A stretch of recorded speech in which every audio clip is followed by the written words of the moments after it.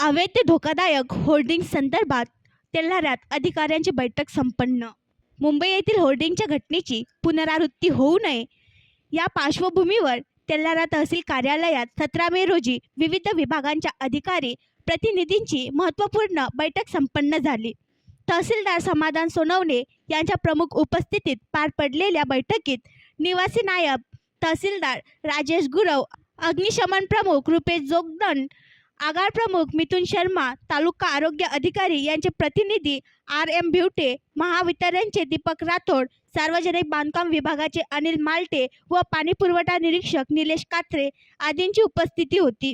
आपल्याला कार्यालय परिसरातील धोकादायक बॅनर होर्डिंगची पाहणी करून धोकादायक असल्यास तत्काळ काढणे, नगर परिषद तेल्हारा व हिवरखेड कार्यालयाने हद्दीतील पेट्रोल पंप, सिनेमा थिएटर, बाजार परिसरातील तसेच अवैध विनापरवाना उभारलेले बॅनर होर्डिंग शोधून संबंधितास नोटीस बजावणे व कारवाई करणे, पडक्या इमारतीबाबत वरिष्ठ कार्यालयास अवगत करणे, तेल्हारा तालुक्यातील पेट्रोल पंप चालक, गॅस पुरवठादार यांना अवैध धोकादायक बॅनर होर्डिंग काढून टाकण्याबाबत संबंधितांना नोटीस बजावून याबाबत अहवाल पुरवठा निरीक्षक तेल्हारा यांना सूचित करावा आदी विषयांवर बैठकीत चर्चा करण्यात आली.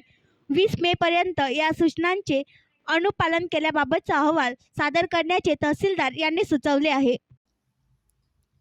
आणखी नवीन व्हिडिओ पाहण्यासाठी आमच्या देशमुख एक्सप्रेस न्यूज चॅनलला सबस्क्राईब करा, लाईक करा आणि शेअर करा.